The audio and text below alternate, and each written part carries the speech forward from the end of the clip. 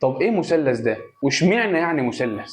وفي الحقيقة احنا لو وصلنا ولاية فلوريدا بدولة بورتوريكو مع جزر برمودا هيطلع لنا مثلث متساوي الأضلاع. اهي المنطقة دي اللي بينهم بقى هي مثلث برمودا. ودي ما كانتش أول سفينة يحصل معاها كده، لا ارجع لي بقى بالزمن كده شوية. لا يا عم ارجع كمان. واحنا دلوقتي سنة 1812 بعد ما الأوروبيين احتلوا أمريكا. سفينة شايلة بنت نائب رئيس أمريكا وطالعة من فلوريدا رايحة لأوروبا، وفجأة السفينة اختفت تماما وقلبوا الدنيا عليها، بس الحقيقة ما كانش ليها أثر.